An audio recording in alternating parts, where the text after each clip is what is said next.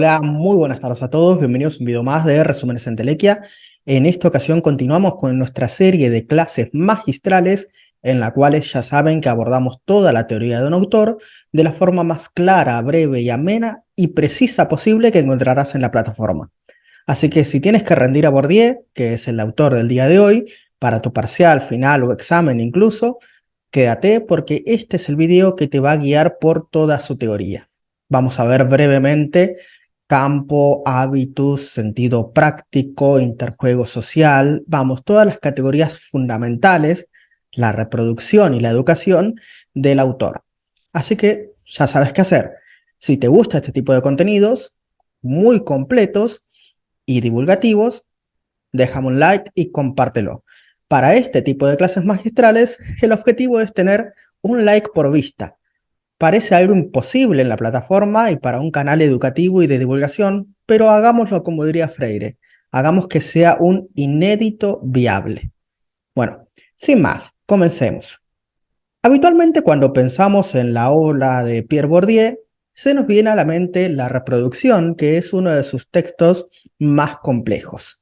Pero para poder llegar a él, vamos a ir desglosando brevemente cada uno de sus conceptos fundamentales, desde los tipos de capital que existe, cómo estos se relacionan en el campo y cómo estos operan mediante los hábitos. Y así vamos a poder llegar a comprender lo que Bourdieu plantea en La Reproducción.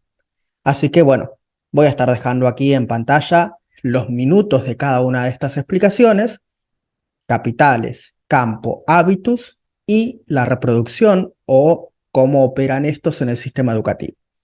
Así que bueno, si te falta comprender alguno de esos temas o quieres ir directamente, ya podéis adelantar.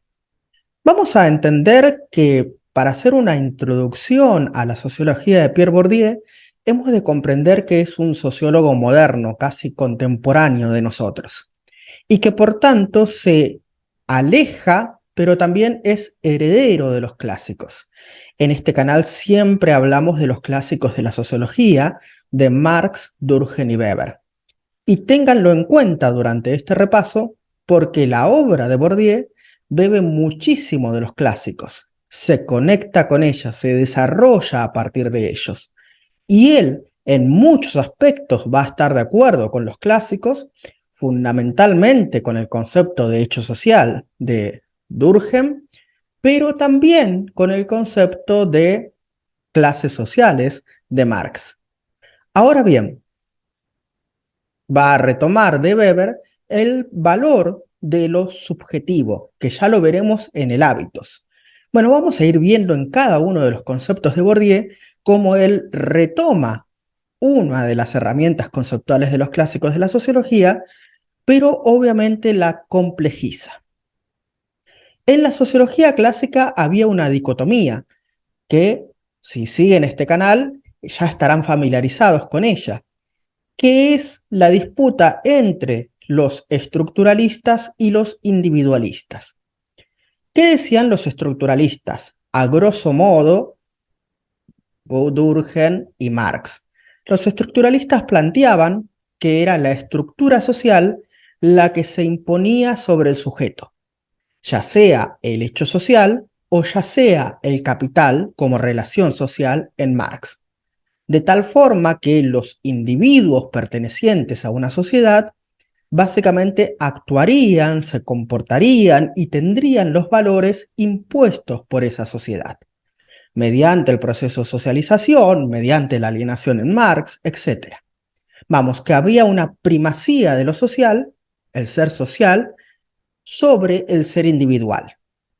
Ahora bien, había otro de los clásicos, que ya recordarán que es Weber, que tiene una postura mucho más individualista y subjetivista, que da valor a el sentido y precisamente la interpretación que hace el sujeto en sociedad. Cómo él piensa, categoriza, desde qué valores se para y de tal forma actúa.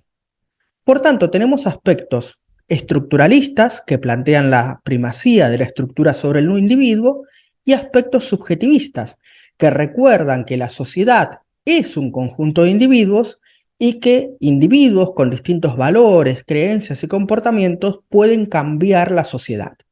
Ahí tenemos la dicotomía clásica. La sociedad es la que crea a los sujetos o los sujetos son los que crean y transforman la sociedad. Bueno, recordarán el Tratado de Weber, la ética protestante y el espíritu del capitalismo. Ahora bien, la obra de Bourdieu viene a presentarse como un salvataje, como un intento de sortear todas estas viejas y rancias dicotomías. Lo que él planteará es precisamente que lo social, como estructura objetiva, se impone a los sujetos construyendo estructuras subjetivas. Es decir, que la desigual distribución de capital dentro de los campos forma el hábitos de los sujetos, hábitos que le darán herramientas para comportarse socialmente bajo determinadas estrategias de acción. Es decir, está planteando y reconociendo el aspecto objetivo de la existencia de lo social y también reconociendo los aspectos subjetivos de capacidad de acción y elección de los sujetos en el hábitus. Bueno, esto lo vamos a ver obviamente cuando veamos campo y hábitus, pero si quieren quedarse con una pequeña introducción, algo simplista si se quiere, es esta. Los aspectos estructurales y objetivos se encuentran presentes en la desigual distribución de capital dentro de los campos y los aspectos subjetivos se encuentran presentes en los esquemas de acción y acción de los agentes sociales, es decir, en los hábitos. Pero bueno, esa es una pequeña introducción al pensamiento de Bourdieu, ese intento de subjetivar, de superar el objetivismo y el subjetivismo de la sociología. Ahora bien, una vez planteado lo que el autor intenta hacer, vamos a tratar de definir sus conceptos centrales. Antes de definir campo y hábitus, que son los dos conceptos fundamentales para entender al autor, debemos comprender lo que él entiende por capital.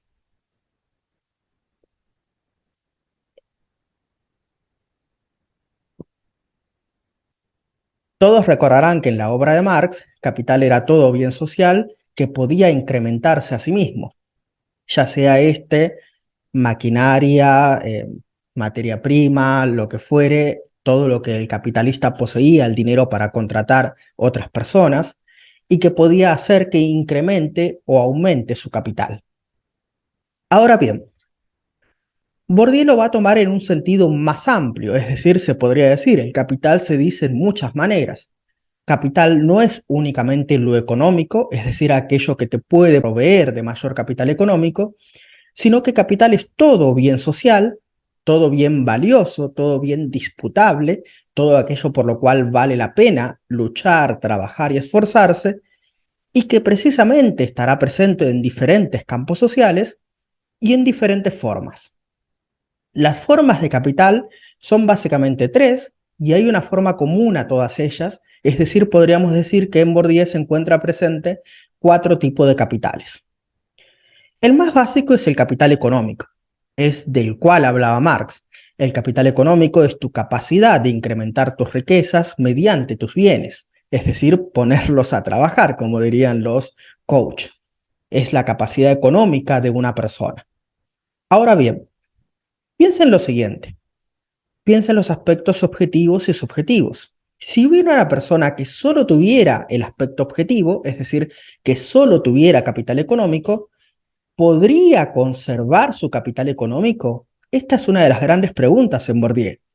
La verdad es que no. Las personas que tienen capital económico lo conservan porque aparte tienen otras formas de capital que les permiten decidir y llevar a cabo estrategias adecuadas para la conservación de su capital. Veremos que el segundo de los capitales fundamentales para Bourdieu es el capital social. Vamos, el capital social es, por así decirse, todos tus contactos sociales, pero no los contactos que tenés en WhatsApp o Instagram o Facebook o Twitter. Son los contactos los cuales te deben lealtad. Cierta lealtad social que hace que esa persona pueda hacerte favores puede hacerte prebendas, puede hacerte precisamente facilitarte las cosas cuando vos lo necesites. Vamos, todo lazo de lealtad que te una por honor a una persona y que vos sepas que puedas contar con ella. Bueno, muy al estilo medieval. Que pueda poner a tu disposición todos los capitales de esa persona. Que vos con un solo mensaje o llamado puedas disponer de su ayuda. Obviamente, los que tienen capital económico han adquirido por su propia trayectoria vital, proporcionada por las facilidades económicas, mayor capital social. Al haber ido a una escuela de élite o al haber ido a una universidad de élite o a clubes distinguidos, precisamente nos encontraremos que estas personas pueden tener en su agenda a empresarios, abogados, jueces, diputados, legisladores, administradores de sendas empresas, etc. Su capital social es tan grande como su capital económico, de tal forma que tienen acceso a información privilegiada, a favores que otros no tendríamos, a una distinción social sin igual. Ahora, es característico que las personas que tengamos o que tienen poco capital económico también accedan a poco capital social, ya que han ido a una escuela básica o no han podido practicar deportes, artes, hobbies y tener otros contactos más que los laborales, y en el trabajo también se encontrarán con otros trabajadores manuales u oficinistas de igual rango que ellos. Por lo tanto, en tu agenda tendrás contactos que podrán prestarte favores, pero que estén a su nivel económico, social y cultural. Por tanto, el capital social de una persona de bajos ingresos es más restringido y por tanto menos influyente que el capital social de una persona de altos ingresos. Ahora bien, entendido lo que es el capital social, es decir, estos lazos que ponen a tu disposición la ayuda del otro de una forma desinteresada en lo social. Entendamos que la gente comprende en Occidente los valores como un favor desinteresado. Es decir, que favor con favor se paga, etc. La idea de que yo hago algo por vos con la esperanza de cierta reciprocidad en el futuro, de que vos hagas algo por mí y que por tanto estemos a mano y que estos lazos de lealtad se mantengan. Así es como se mantienen la hermandad, el amor, el compañerismo, todos lugares comunes que para Occidente son lugares de amor desinteresado. Que vos haces un favor por un hermano simplemente porque es tu hermano. Que vos haces un favor por tu pareja simplemente porque la amás, o por un compañero porque lo estimás en la fraternidad. Ahora bien, lo más desinteresado, dirá Bourdieu, es las más de las veces lo más interesado del mundo. Es decir, esta idea de que vos haces favores esperando favores a cambio, esperando ese grado de reciprocidad.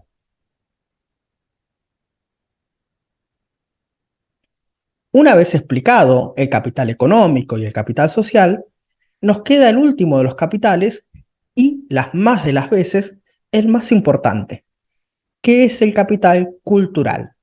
El capital cultural son todos los bienes culturales, ya sean estos simbólicos o materiales, externos o internos, es decir, exteriores o internalizados, que ha adquirido la persona en su vida. Son todos los conocimientos, saberes, estrategias, conocimiento del mundo social que la persona puede haber internalizado mediante la socialización, por ejemplo, en la familia, en la escuela, en el club, en el trabajo. Pero también son los bienes materiales culturales objetivos, es decir, una obra de arte, un disco de música, un libro, todos los bienes culturales de la persona. Vamos, que el capital cultural son los conocimientos de uno y los bienes culturales que puede disfrutar mediante su conocimiento. Esta es una de las características fundamentales de la sociología de Pierre Bourdieu. La idea misma de que un bien cultural, para ser disfrutado o para ser usado, requiere de capacidades culturales. Por ejemplo, si yo fuera ahora mismo a una hamburguesería y me pidiera una hamburguesa con un refresco, podría consumirlo, tenga o no tenga título universitario, tenga o no tenga estudios. Estos bienes de consumo inmediato no requieren en lo absoluto de mi acción activa para poder disfrutarlos, consumirlos, introyectarlos.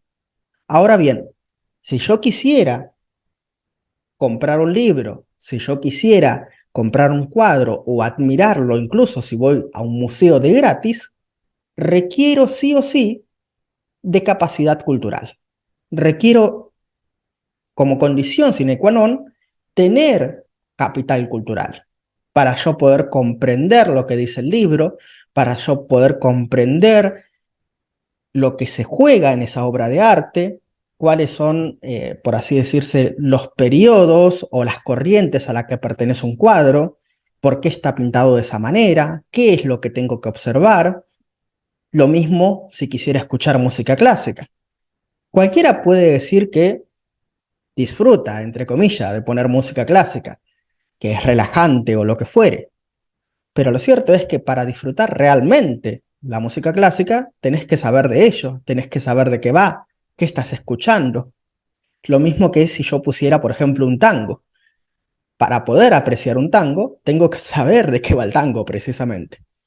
Bueno, esta es la idea de capital cultural, ya sea en forma objetiva, bienes culturales que puedo consumir, o de forma subjetiva, mis saberes, mis conocimientos, mis hábitos, ya veremos en el concepto de hábitos, que es una forma del capital cultural que ha sido interiorizada. Hay una tercera forma en la cual se presenta el capital cultural y es precisamente institucionalizado. Cuando yo he acreditado mediante la institución que reparte los bienes culturales mis conocimientos, mis saberes. Por ejemplo, cuando he obtenido mi título de primaria completa, cuando he obtenido mi título de secundario, mi título universitario, mi capital cultural está acreditado por una institución estatal que dice que yo porto los saberes necesarios para tener ese título. Vamos, ya sabemos que en la práctica a veces uno está sobrecalificado respecto de su título o infracalificado respecto de su título. Hay gente que sabe más de lo que debería saber y hay gente que sabe menos de lo que debería saber. Pero bueno, al menos legalmente, uno se espera que un abogado sepa de abogacía y que un médico sepa de medicina.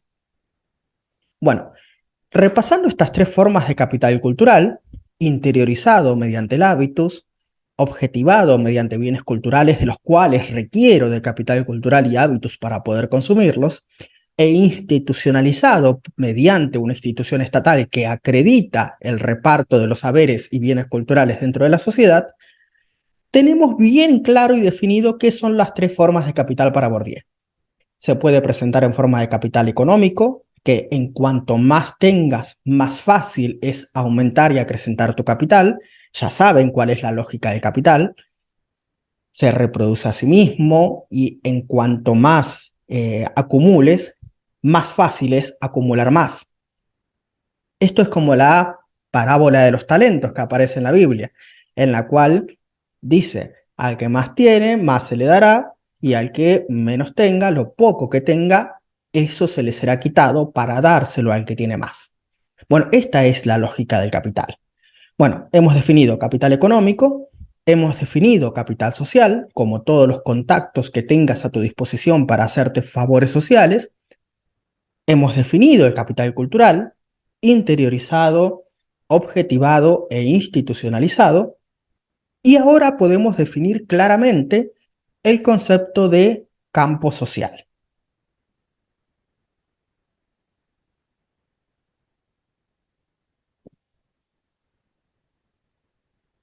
Bourdieu establece que hay tantos capitales como campos sociales. Es decir, que los capitales, aquellos bienes sociales que son valiosos, que son disputables y acumulables, y que su acumulación y acrecentamiento facilita la mayor ganancia y acumulación, se va a disputar en determinado campo social. El campo social es una metáfora de el campo de batalla, es decir, un lugar donde se está disputando algo, o del campo de juego. Vamos, que se pueden imaginar perfectamente un campo de fútbol americano o cualquier otro campo. En todo caso, está sucediendo lo mismo. Hay algo que está en juego, hay algo que está siendo disputado y jugadores que están llevando a cabo estrategias sociales para adquirir, acrecentar y conservar su capital social. Bueno, por capital social me refiero a los tres tipos de capitales, claro está. Obviamente, si todos reconocen que lo que está en juego es valioso, por eso están jugando, por eso están participando, por eso se están disputando los campos, los capitales dentro de los campos, todos los que pertenecen a un campo han reconocido el valor del juego. Es decir, reconocen lo que allí están en disputa y por eso están peleando por ello. Hay muchos campos sociales. Los ejemplos darán claridad a lo que me estoy refiriendo. Está el campo educativo, donde se disputan los bienes culturales y la acreditación de los mismos en forma de título. Está el campo de medicina, donde se disputa la salud, ya sea esta pública y privada.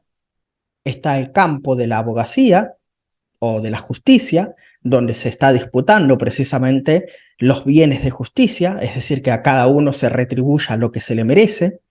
Está el campo de la política, donde se está disputando precisamente la administración pública, el poder y el gobierno sobre los otros. Está el campo de la religión, donde se disputan los bienes de salvación, dirá Bourdieu. Todos recordarán que en la Edad Media incluso se pagaba por ella. Está el campo amoroso, es decir, el campo de la conquista amorosa, donde se disputan los bienes de conquista, es decir, cuantas más conquistas hayas logrado, más fácil te será acrecentar y conservar y aumentar tus conquistas, etcétera, etcétera. Cada lugar social donde vayas y donde se esté disputando un capital social valioso es un campo social. El campo tiene dos formas, una forma diacrónica y una forma sincrónica, es decir, el campo da cuenta de una proyección, de una evolución en el tiempo y cada instante del campo se puede considerar como una fotografía del mismo. ¿Fotografía de qué? ¿Qué es lo que sucede al interior de los campos sociales? Pues fundamentalmente al interior de los campos sociales lo que ocurre es la desigual distribución de capitales. Vamos, el hecho mismo de que haya personas dentro del campo que tienen mucho de ese capital, por ejemplo, profesores, directores en el campo educativo, en el campo de la medicina, directores de hospital y demás, en el campo de la justicia, los jueces, en el campo de la política, quienes ya están gobernando, en el campo amoroso, quienes tienen muchísimas conquistas, en el campo de la fe, los que han llegado a mayor grado de jerarquía y pueden administrar y dar o no la salvación a los demás, etc. Entonces, al interior del campo, a cada instante, si sacamos una fotografía del mismo, nos encontramos con espacios y posiciones sociales determinadas por la cantidad de capital que tengan los agentes dentro del mismo.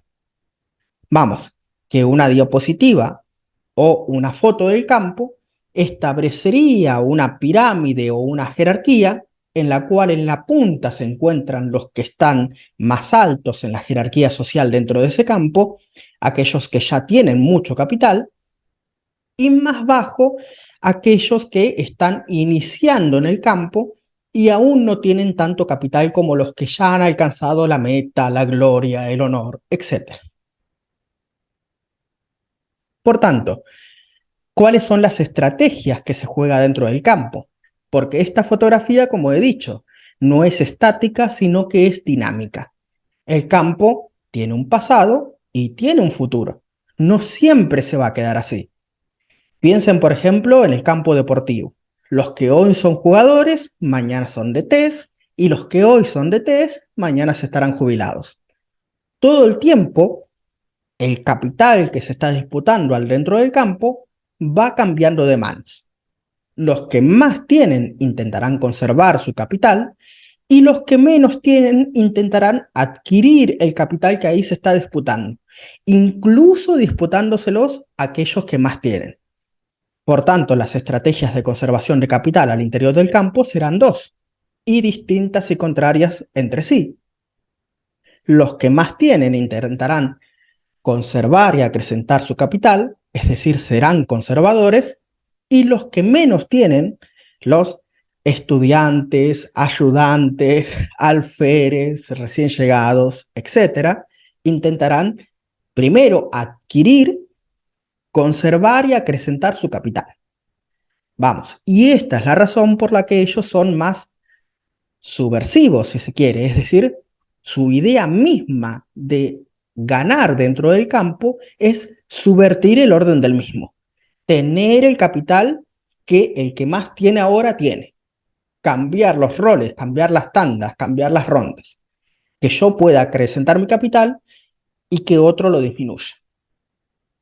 Por eso es que, por ejemplo, posturas heréticas dentro del arte, renunciar a, por ejemplo, modelos o estructuras clásicas y avanzar con vanguardias.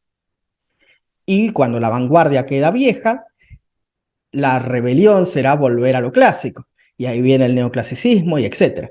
Todo va a ser una rueda en la que precisamente quienes ingresan tratarán de acrecentar y aumentar su capital a costa de los que ya están.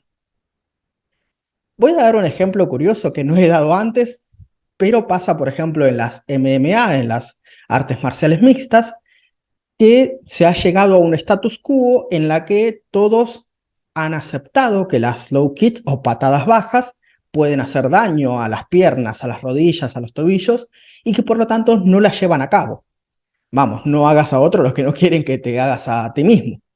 Es entre los veteranos una regla no escrita que vale todo menos esas patadas bajas. Ahora, un recién llegado, un joven, un hereje, podría llevar a cabo una patada baja a un veterano para poder dejarlo fuera de combate y ganar incluso a costa de la salud de esa persona, lo cual no estaría bien visto dentro del campo. Y ahí llegamos a un punto fundamental, y es que uno es hereje, uno es subversivo y uno es rebelde hasta donde el campo lo permita. Porque como hemos dicho al comienzo, todos reconocen el valor de lo que se está disputando dentro del campo. No puedo llevar a cabo una acción tal que amerite mi expulsión del mismo.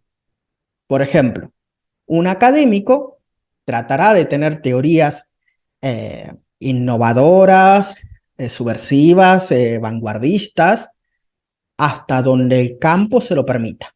Es decir, hasta donde me maneje dentro de los márgenes y las reglas de mi disciplina. No ir más allá, so pena de expulsión. Porque si me expulsaran del campo, primero que perdería todo, perdería mi cuota de ingreso, el capital que he adquirido, económico, social y cultural, para poder estar presente dentro de ese campo, y fundamentalmente perdería la capacidad de disputar lo que ahí adentro se estaba disputando. Por eso es que hay cierta disidencia controlada, como se diría en Matrix. Vos te rebelás hasta donde podés, porque querés seguir estando y disputando lo que ahí se disputa. Bueno, entonces esta sería la metáfora.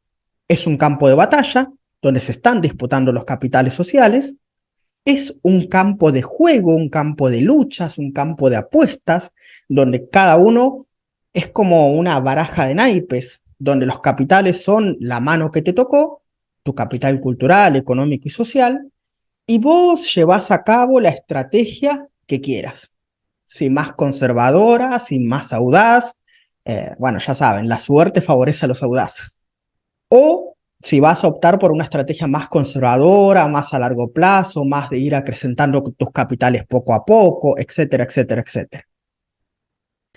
Una vez explicado esto, que el campo es el campo de disputa social de los capitales sociales, que es un campo de batalla, que es un campo de juego, que es un campo estratégico donde cada uno se disputa el acrecentamiento y conservación de su capital, vamos a ver lo que Bourdieu entendía por hábitos. Hábitos es el concepto más complejo de Pierre Bourdieu, pero si nos vamos a su mínima expresión, es ligeramente fácil de entender. El concepto de hábitos, si quiero hacer una vulgarización excesiva, se asemeja a lo que en Durkheim sería el hecho social. Recordarán que para Durkheim el hecho social son las formas de actuar, sentir y pensar externas al individuo y que se le han impuesto coercitivamente. Bueno, el hábito sería más o menos lo mismo, pero vamos a matizarlo. El hábitus dice específicamente, bueno, si tienes que dar una definición, obviamente, porque en Bourdieu no encontrarán nunca una definición clara y objetiva, siempre son definiciones más bien como herramientas de trabajo. Si tienes que dar una definición de hábitos, son las formas de actuar, sentir y pensar, sociales, son estrategias de acción, de percepción y acción, son las estructuras estructuradas predispuestas a funcionar como estructuras estructurantes. Y aquí se ve el aspecto más estructuralista de Bourdieu. Es la idea misma de que mediante la socialización vos adquirís determinados hábitos o costumbres, en latín, que van a ser parte de vos, van a ser parte de tu forma de actuar, sentir, pensar, percibir, comprender y actuar en la realidad social. Es como vos percibís el mundo. Sería tu paradigma desde el punto de vista de Thomas Kuhn, tu episteme desde el punto de vista de Foucault. Es un conjunto de una sinfonía sin ser precisamente el producto de un director de orquesta o un conjunto de acatamiento a reglas que para nada implica acatamiento a reglas. Son todas las veces que tus padres te han llamado al orden, que te han dicho ponte a estudiar, que te han dicho haz esto, haz lo otro, que te comportes de tal y cual manera. Y obviamente bebe del contexto social donde has sido educado, donde has sido criado, donde te has desarrollado. Y ahí volvemos al aspecto un poco más marxista de Bourdieu. Siempre el hábitus es hábitus de clase. ¿Por qué? Porque, como hemos dicho, al interior de la sociedad, el capital está desigualmente distribuido. Hay quienes tienen más capital económico y que por tanto tienen más capital social, porque tienen mejores contactos, han recibido mejor educación, que es lo que te paga precisamente tener mejor capital económico, y que por tanto todos ellos se conjugan para que puedas precisamente conservar y acrecentar tus capitales. Todo mediante el hábitus. ¿Por qué? Porque el hábitus, al ser el producto del contexto en el cual te has desarrollado, va a tender a reproducir esas desigualdades de origen que existieron en el contexto para poder permanecer. Vamos, que si el hábitus es el producto de la desigualdad social, es necesaria la desigualdad social para que el hábitus siga existiendo. Si a vos te han educado en una familia de clase alta, necesariamente has de conservar los capitales familiares para poder seguir comportándote como te comportás. Vamos, que el hábitus tiende a reproducir el contexto en el cual te has originado. Por eso hay personas que tienen hábitos de clase alta y hay personas que tienen hábitos de clase baja. Vamos a verlo así. Supónganse que una persona ha ido a la mejor escuela, a la mejor universidad. Por tanto, tendrá más facilidad de acceso a tener los mejores estudios y la mejor salida laboral. Ahora, supónganse que una persona ha recibido educación básica, tanto en primaria como en secundaria. Le costará mucho más acceder a los estudios universitarios y, por lo tanto, tener un buen promedio que le asegure un buen lugar e inserción en el mercado laboral y profesional. Ni hablar si no has podido completar tus estudios o te has tenido que dedicar a trabajar desde joven o desde niño incluso, si has tenido que trabajar en el campo, en la fábrica y o has hecho todo tipo de labores artesanales y manuales. Ahí se va viendo cómo la distinción social tiende a reproducir la desigualdad de origen. El hábitus tiende a hacerte distinguido, es decir, son las marcas de la socialización, esas reglas sociales del juego que vos has interiorizado como parte de vos y que te permiten comportarte en el juego social acorde a tu clase y tu posición. Vamos, que los ricos han aprendido a comportarse como ricos y los pobres han aprendido a comportarse como pobres. El patrón se comporta como patrón, el jefe se comporta como el jefe, el dueño se comporta como dueño. Es verdad que estoy haciendo muchas simplificaciones, pero simplemente por factores didácticos.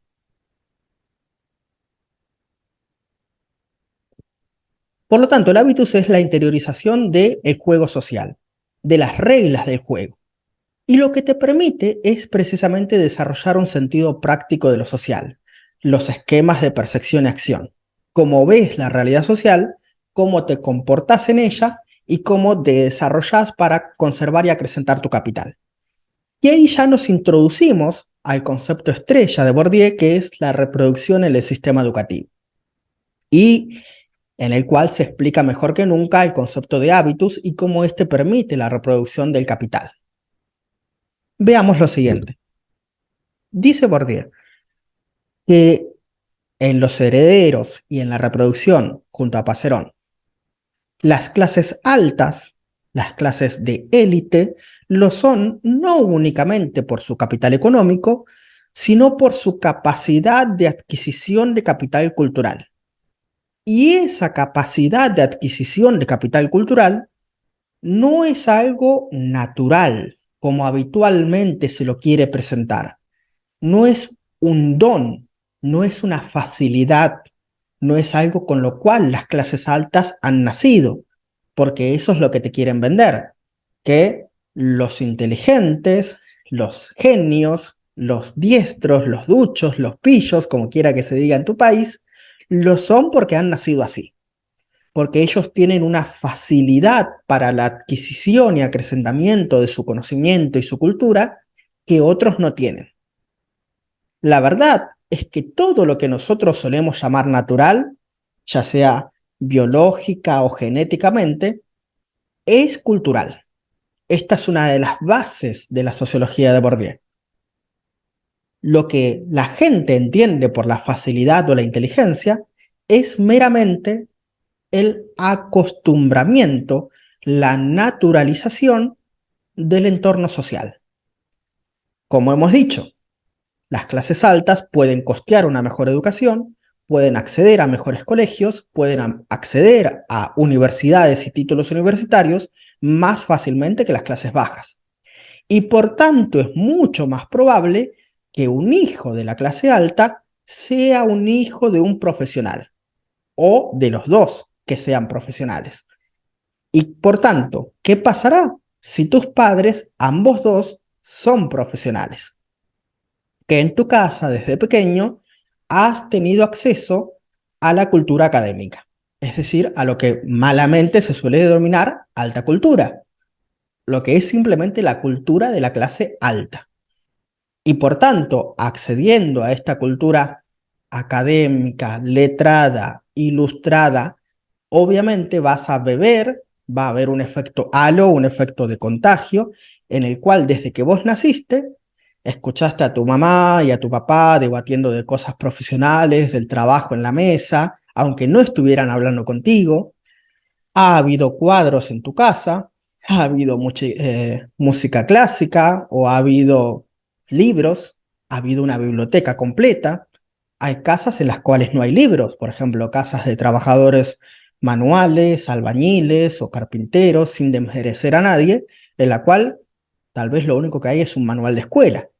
Entonces, ¿cómo van a comparar a un niño que ha tenido acceso a la cultura letrada, que es la cultura que se pide en la escuela desde pequeño, es su entorno cultural, que muchas veces ya ha llegado a la escuela sabiendo leer y escribir, las más de las veces reconociendo las letras, las vocales, o que sus padres le han leído de pequeño, obviamente tiene una estimulación temprana muy superior a una persona cuyos padres no son académicos, ni están recibidos, ni son profesionistas, ni son profesionales.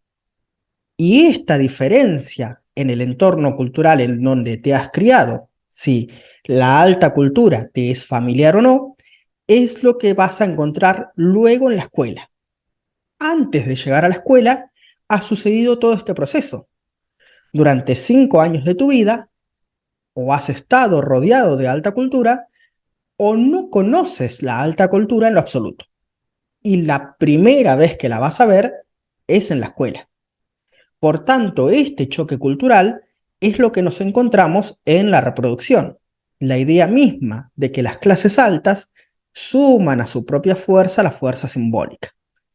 Aparte de tener capital económico, de tener capital social, ahora pasan por ser privilegiados en lo cultural, pasan por ser inteligentes, pasan por ser listos, simplemente porque lo que se pide en la escuela, la cultura letrada, saber leer, escribir, apreciar el arte, reconocer e interpretar un texto, son cosas que para ellos ya les son familiares y que es simplemente una reafirmación de lo que ya venían bebiendo en sus casas. Y por tanto, van a verse como distinguidos, van a verse como que tienen el don y la capacidad natural para adquirir algo a los que ya están acostumbrados. ¿Qué tan probable es que un chico sea bueno en deporte si el padre o la madre ya lo ha llevado a ese deporte antes como un mero hobby? Obviamente, el día que tenga que hacer deportes en la escuela, en la universidad o en un club, si vos ya tenés de toda tu vida de haber practicado ese deporte, va a ser mucho más fácil, vas a ser mucho más aventajado que aquel que llega por primera vez a una clase. Lo mismo sucede con la cultura académica. Simplemente los chicos de las clases altas están más habituados y por lo tanto logran mejores calificaciones, logran el cuadro de honor, logran ir a la bandera y logran este halo, esta especie de suerte, esta especie de don, de privilegio y de inteligencia que retroalimenta su capacidad. Vamos, que si yo llego a la escuela, ya sé leer, ya sé escribir, o me resulta fácil aprenderlo, me resulta fácil comprender texto, calcular, etcétera, etcétera, hasta yo mismo voy a creer que soy inteligente, porque veo que a mis compañeros les cuesta más. Si yo ya estoy familiarizado con Shakespeare, el día que lo veamos en literatura, lo voy a hablar con mayor soltura, con mayor tranquilidad en una exposición oral, o voy a rendir con más confianza en un examen escrito, aunque esté mal, ¿eh? Aunque esté mal. Y muchas veces los profesores, bueno, muchas veces, las más de las veces, retroalimentan este efecto de naturalización del hábitus, que era simplemente el hábitus de tu clase, y lo naturalizan como si fuera una capacidad intelectual superior que tenés respecto de tus demás compañeros. Ahora, si esto es lo que ocurre en el caso de las clases altas, imagínense lo que ocurre en el caso de las clases bajas. La primera vez que te topás con la cultura letrada, la primera vez que te topás con música clásica o música tradicional de tu país, siempre has escuchado música popular. Entonces, si es la primera vez que vas a leer el Martín Fierro, el Facundo, etcétera, estoy hablando de cosas de Argentina, pero cada uno tiene sus cosas tradicionales en sus países, y decís, esto es raro, esto es extraño, no lo entiendo, habla en un lenguaje en castellano antiguo que no escuché nunca, y obviamente te va a costar. Te va a costar, vas a sacar malas notas, te va a ir mal, vas a desaprobar y vas a terminar creyendo que sos tonto. Esa es la peor parte. Vos vas a creer que sos menos capaz, que sos menos inteligente, que sos menos diestro, que sos menos práctico, que sos menos listo. Y este efecto de profecía autocumplida se va a terminar cumpliendo. Las personas de la clase alta suman a su capital económico y social su capital cultural. Y las personas de clase baja, con su poco capital económico, van a terminar adquiriendo más dificultosamente el capital cultural y es mucho más probable que se queden con los estudios básicos a que accedan a estudios universitarios, produciéndose así lo que Bourdieu denomina la reproducción social, que el hábitus de clase, tendiente como es a reproducir las desigualdades de origen en los cuales él se originó, hace que el rico termine siendo rico y que el pobre termine siendo pobre. Obviamente, esto es una generalidad. Bourdieu comprende, como Marx, que la sociedad está constituida de clases antagónicas de intereses contrapuestos y que es mucho más probable que las clases altas conserven, incrementen y acrecenten su capital y que las clases bajas sobrevivan con el poco capital que tienen y que no puedan desarrollarlo. Lo cual no quiere decir que en todos y absolutamente cada caso sea así. Porque como hemos dicho, el hábito son esquemas de percepción y acción, de comprensión y realización social. Obviamente puede haber personas que sí se esfuercen, que aunque les cueste, vayan todos los días a la escuela, hagan sus tareas, incluso aunque trabajen, y terminen accediendo al cuadro de honor, y terminen accediendo al título universitario. Pero son los privilegiados, que pueden encontrarse ahora con el resto de privilegiados de las clases altas. ¿Por qué? Porque esto no es una ascensión social general, sino es una ascensión social individual. Uno entre muchos. ¿Por qué? Porque la sociedad tiende a reproducirse, tiende a reproducir esas desigualdades de origen en la sociedad. Bueno, y precisamente el desarrollo de tus capacidades intelectuales, académicas y profesionales pueden que te hagan distinguido, pueden que hagan que desarrolles tu capital simbólico. Creo que esto es algo que no mencioné. Bueno, asterisco después de 45 minutos. Cualquiera de los tres capitales puede convertirse en capital social o capital simbólico, es decir, el capital de reconocimiento o punto honor social.